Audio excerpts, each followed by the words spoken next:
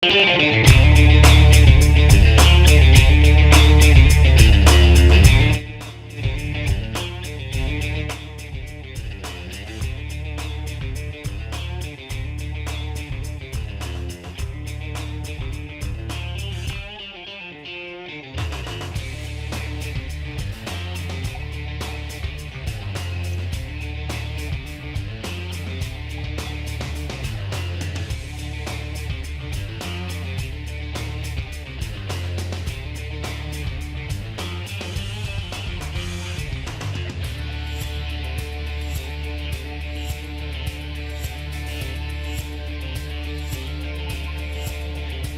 afternoon. Once more here at Gloves Off.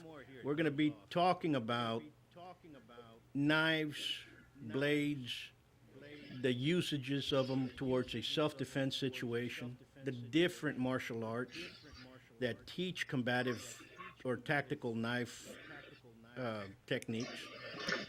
Within the realms of the martial arts, you have martial arts that only specify the training of blades. You have the Filipino martial arts, Eskrima, Arnis, Kali, that solely deal with the weapon of edge training. You have several systems from Indonesia, the Pencak Silat, Serah, Chimande, that deal with knives. But also in the West, we have some bladed systems. We have Savad Danceru that uses knives. You have some knife fighting means that have gone forth throughout the centuries with military combatives that were taught in World War One, World War Two, and so on and so forth. Learning how to defend yourself is a need. Learning how to defend yourself with a knife is a different story. Many states have different laws when it comes down to what knife we can use, how you can defend yourself. And in today's show, we have legal expert, attorney Ken Goldberg with us. And good morning, Ken. Hello. Hello. How we doing today?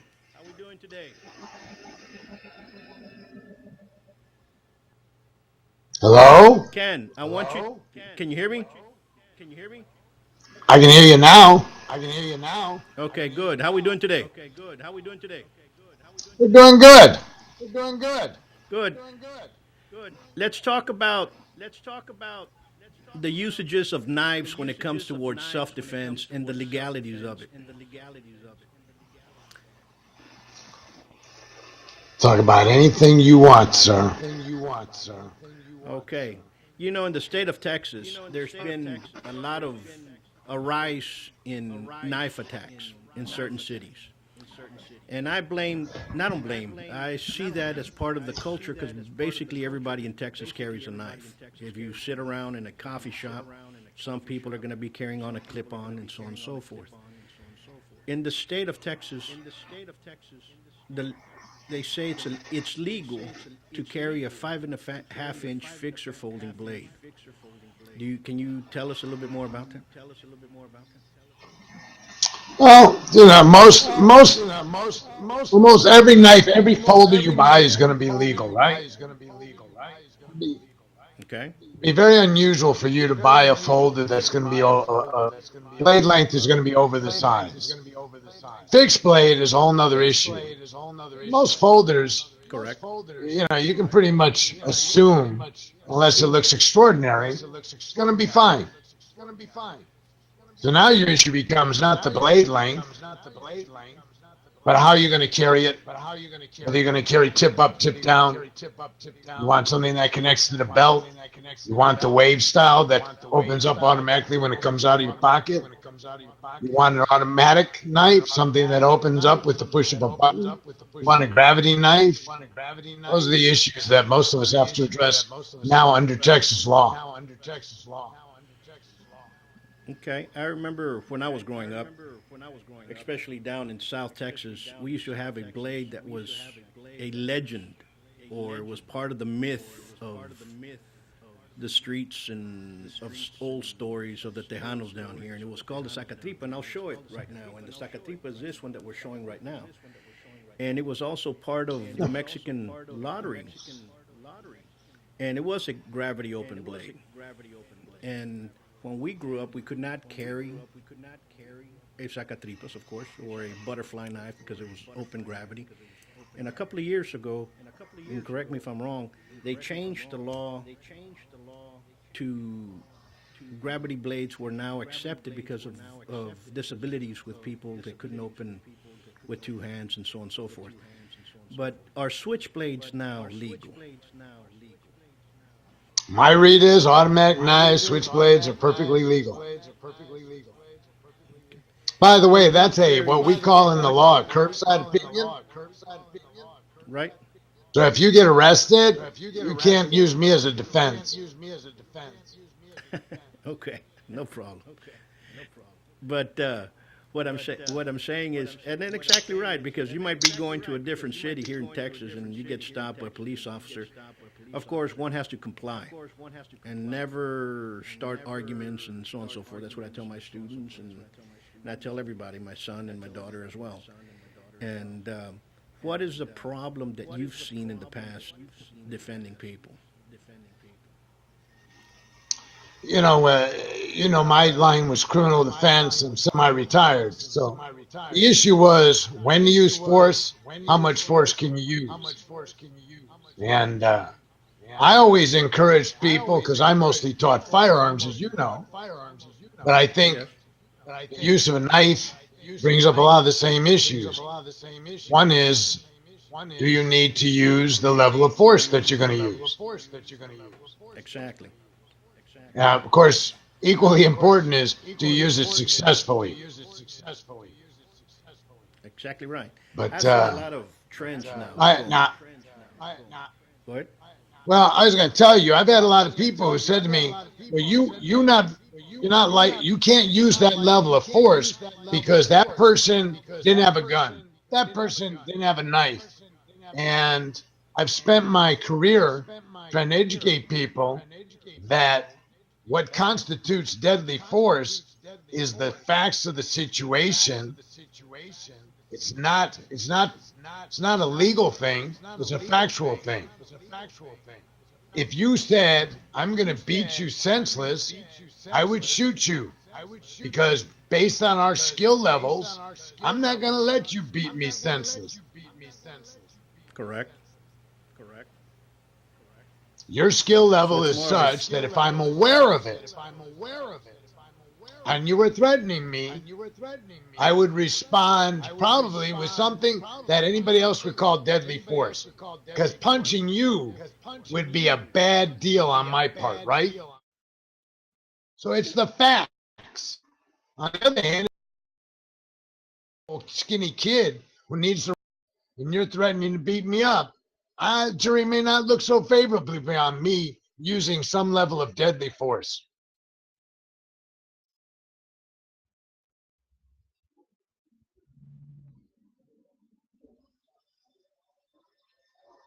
Your audio is gone. Can you hear me now? Now I can hear you. Okay. What I'm talking about is I've seen trends in the martial arts. I've seen knives all of a sudden become fad, and everybody wants to buy them. Everybody's now training in Bowie knives, and I'm going to show a Bowie knife. This is a Bowie knife, and it is illegal in the state of Texas at this point. Correct? Correct. And many teachers of the martial arts teach a Bowie. They teach the students how to draw a Bowie, how to use a Bowie, and then you have people getting in trouble. Why? Because they carried the Bowie. Yeah, let's back up, Paul. Go ahead. We should have been real clear. It's the carrying of a Bowie knife that's the illegal part. The possession of it would not be illegal. If I stick somebody in my home with a Bowie knife, there's no issue whatsoever. Correct. Because it's legal to own, but it's illegal to carry. Correct. And that's what I'm seeing. I'm seeing a lot of fads, like I said, and what you teach, like to me, and I tell a lot of my colleagues in the martial arts and the self-defense realm, I tell them, teach what the law specifies to your students, because you do not want to get caught up with a student of yours going and using something that you told them, well, guess what? My instructor said that, because you yourself can end up in legal issues, correct? Uh, we used to teach concealed handgun licensing. The problem that you Correct. just raised is that most teachers who are not lawyers Right? are at a disadvantage trying to teach the legal ramifications of using deadly force. I sat in And many explain. classes with many CHL instructors who I would tell you misstated the law. Okay. Correct. Now here's something that we can at least both agree on. If one is going to carry, one should, number one, look at the laws of the land that you live in, because of course the laws here and the laws in California and New York are going to differ. But right now we're only talking about Texas. So one should always, like I tell my students, this: if you're going to carry a knife, make sure that it's 5.5 inches below. And why do I state that? Because a lot of people, a lot of police officers and badges, they're good badges out there. Don't get me wrong. They're good badges, but you might get one that is not, and he's out there to prove a point. Or you might end up getting a ticket or a citation for carrying that, and you might end up with, again, a prosecutor that's out there to make a point. And they're going to use you as an example, and they're going to basically skin you alive. And we've seen that happen. And again, I just tell my students this, and tell me if it's wrong. And if you're going to carry a knife, make sure that you carry a knife that's below the legal standards of what you can carry. There's no reason to Okay? do any of this illegally. There's just too many options in the state of Texas to defend yourself, to carry a legal weapon, whether it's a firearm, pepper spray, a bladed weapon. There's too many options to why would you bother to do anything that's not easily justified? Now, by the way, Paul, I have this. I don't know. Let's see if I can hold it up to the. You see this? Yeah, Are you able to see that, Paul? I can see part of it. Go ahead. Explain to me that blade. Looks Okay. custom. I bought this years ago. This is an Elmar. Okay. Now,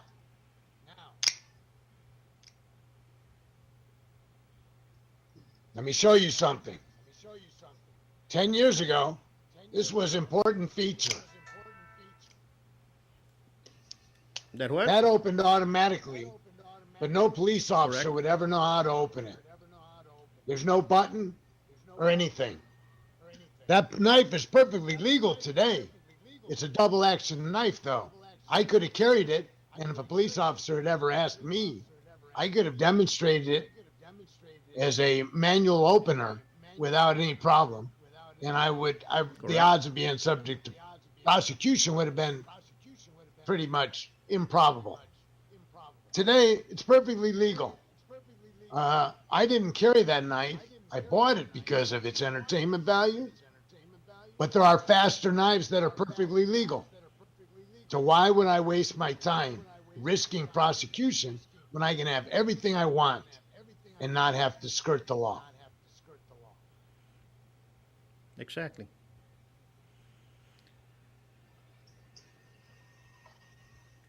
By the way, Paul, Yes. I'm holding up my favorite style of knife. Although I wish what a crappy nice. shot that is. You see that little hook? You see that hook on the Yeah. The blade, little the hook end? would open up when you pull it out of your pocket. Correct. Fastest knife there is. So everybody's running around trying to find a switchblade, which was illegal, when at any time all they had to do was buy a wave.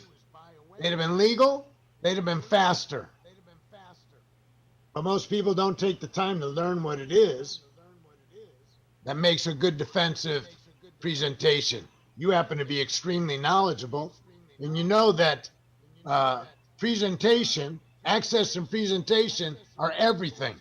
If you can't access it, it doesn't help. If you don't get it out where it can be used, it doesn't help, right? Right. Let me show you something here. I hope can you see it? Can you see this? Yep, yep. Okay. This was given to me by an old Hell's Angel. Okay, these were Hell's Angel blades. And before tactical blades, before clip-ons and so on and so forth, a buck knife was the favorite amongst people who carry. But a buck knife was a folder. You had to basically open it up like this laguelle from France. Okay, but the difference is a laguelle does not have a lock. A buck knife does. So what the Hells Angels and motorcycle gang members would use, especially for fast draw, was this. You see, when you pull it out, it's already pulled out in essence. And that was very deadly. So in the self-defense term, you have to realize what the other person is wearing. And this gave way to the clips. This gave way to the fast draws. This gave way to the waves and the stuff that comes in with new technology and new mechanics and new designs. And as you know very well, Ken, the faster you're able to pull out your weapon in a self-defense situation, the safer you're going to be. I have another blade here, this is a custom blade. It's actually an old hippo horn. This was made by John Fitzen, and it's a short blade. That's perfectly legal in the state of Texas. That's 4.5 inches. And it's heavy enough to cut to be able to get away from the situation. In other words, to disable my opponent with ease. Now, that's custom. Would I carry this every day? Maybe, maybe not. Why would I carry it? Because number one, it draws attention when I'm carrying it on your piece. And you can have, again, you can meet that peace officer that wants to make a name for himself, or he just doesn't like the way you look, that will come and get you. But again, this is a legal blade. And we can sit down here and we can discuss the fancy blades, but actually a good blade comes out, as you know, anywhere between $50 to $100 that you can buy. You can buy some very good ones at $25 also as well, that you can carry and you can use every day for cutting apples or defending yourself if you need be. But Ken, I want to ask you one more question that's very important. And you've instructed many people in self-defense, especially in the combative sense with a concealed handgun. And you yourself was an executive protection specialist. In fact, that's how we met back when in the 90s. What do you tell people when it comes down to self-defense? I want to hear you as a sage tell that to what you say when people come into you. So when I taught use of concealed handgun, I always started with, first thing you should do, once you've identified that there's a potential threat, is to give strong verbal commands accompanied by strong physical gesture. So the first thing you wanted to do was instruct whatever the threat was, whoever it was, to stop. Whatever their behavior was, to stop. To not let them elevate their ability to be a threat to you. So it would look something like my hand would go up, okay? Because that's a universal gesture for stop. I would yell, stop, don't come any closer. So I want anybody who's nearby to be paying attention to the fact that I am trying to prevent this situation from escalating. If the other person ignores me, persists in presenting themselves as a threat, then typically I suggest people access their weapon if that's what they're going to do. Do it now. Okay? Well, does the other person have to have a weapon? I don't necessarily think so, because we talked about earlier, the person that may be posing the threat any number of ways. based on their physical size, based upon their demeanor. They may be seemingly rabid. They may be, I may know that they have special fighting skills. Anyways, I've decided to access my weapon. Again, I'm going to give strong verbal command, going to access my weapon, knife, gun, pepper spray, whatever it is, and I'm going to tell the person, stop, stay away from me. I want witnesses to know that when it comes down to it, as I used to talk to you about, I don't want the jury to go back at the end of the day and try to decide whether my use of force was legal. I want the jurors to go back and say, that guy needed to be cut, that guy needed to be shot, that guy needed to be pepper sprayed, whatever it is, because he was crazy. Because nobody in those circumstances would have persisted in threatening that person, given the warnings they had, given the obvious presentation of a weapon. If that person persisted in it, in coming at me in a threatening manner, even though I had displayed an unwillingness to fight, the fact that I had possibly displayed a weapon, not pointed it at them. If it's a firearm, I'm not pointing it. I'm going to let them know I have it. And under the law, that's legal.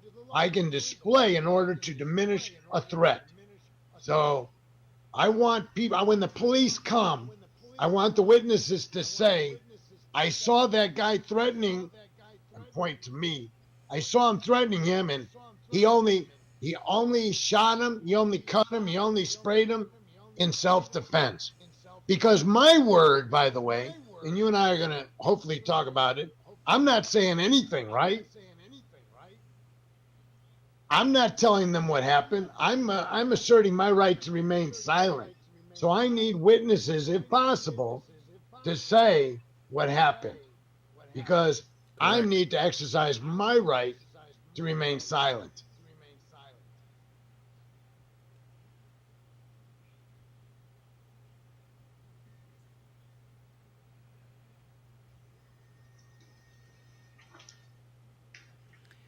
Does that make sense? That makes perfect sense. And that's excellent,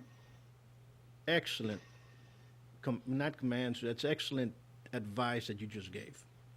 And what is important during an altercation of any sort is the witnesses. And people forget that. In today's world, everybody has a cell phone, and the cell phone's going to come out, and you're going to be on Facebook, and you're going to be on YouTube, and so on and so forth. So the next question I tell you is I'm going to ask you is, when the police come, what should a person do? How should a person act? Well, you're not beating the ride, right? Let's Correct. do the most extreme circumstance. There's what I will call a perpetrator, but somebody else is going to call a victim. I have won. Correct. I have stopped the threat. I used something equivalent to deadly force. A knife is a form of deadly force, a gun. We're not talking about pepper spray, okay? So I've got somebody who's probably down. They may be dead. They may only be injured. The important thing is that when the police arrive, I don't have anything to say. I don't want to explain. Explaining is not a good idea. You're not beating the ride. So what should you do? You just give basic information, personal identifying information. You let your lawyer explain. So you get your lawyer, you tell him what happened, and you let him decide what information the police should have. You can sit there and say, listen, this guy was threatening me, whatever you're going to say. The only thing that's going to come into court is anything you tend to say that's going to incriminate you. So don't say anything. Right. Should a person try to get enough witnesses that are around if something happens? Well, the problem is witnesses, if witnesses are there and they're going to be helpful, I'm going to try to keep them around, right? Historically, Correct. what happens is somebody's observing this and calling the police, right? It won't be too soon after whatever this altercation is, the police will arrive. And don't let them shush away witnesses, because they will. they'll tell people to move along. That you don't want to have happen, okay? So you do want people that, if you think. Now, the other problem is, I'll give you an example of a problem that's not uncommon. I have 3 guys try to jump me, right? I whooped the smack out of 1, maybe 2, but there's 3 guys against 1. When it comes to when the police arrive, they say, well, he started it. I know you've been in that situation, you know? Many Now times. it's my word against 3 words. So you have to hope that your witnesses are not your relative, not your friend, somebody completely neutral who is in a position to observe and relate. And it doesn't have to be multiple opponents or multiple attackers. It's going to happen with one guy mouthing off at you, coming at you aggressively, throws a punch, and you defend yourself, and guess what? He's going to say, he started it. He threw the finger at me down 2 blocks away, and I followed him to the parking lot, and he kept on going, and that happens all the time. And we've discussed One this of the toughest for years. Pardon? One of the toughest murder cases I ever had in Chicago. A client of mine, young kid, shot and killed another gang kid. They were both gang kids, and there were gangs on both sides. They charged all my client's friends with murder. So each of them took the Fifth Amendment and wouldn't testify at our trial because they were going to have their own trial. So I had no witnesses. All his friends came and said he wasn't doing anything threatening, and my client just shot him. I'm absolutely certain, as we sit here, that that was not the scenario.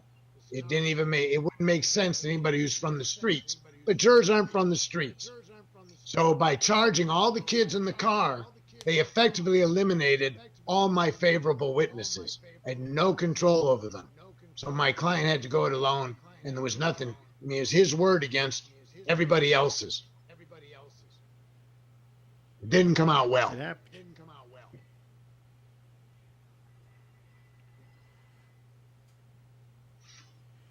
You know, one other thing, Paul, you know, you're right that you can get away with a $50 knife. The problem is, I don't know about you, but I never seem to be attracted to the $50 knife. I always seem to be attracted to the extraordinary, the extravagant, the exotic, custom. Yeah, I understand. You know, I've had instructors from all sides of the realm. You know, both sides of the line.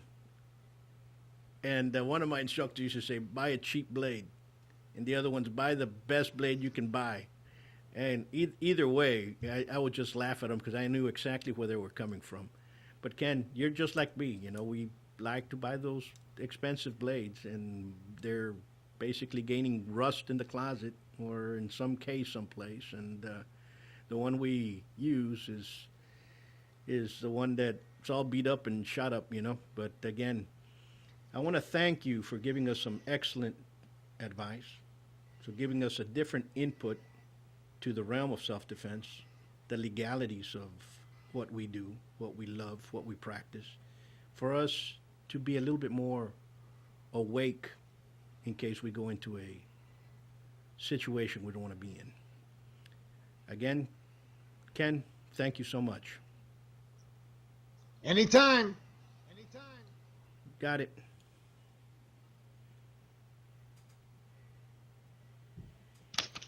Until next time, gloves off.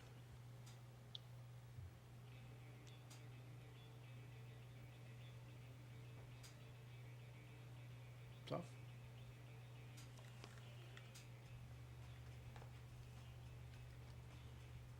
Listo?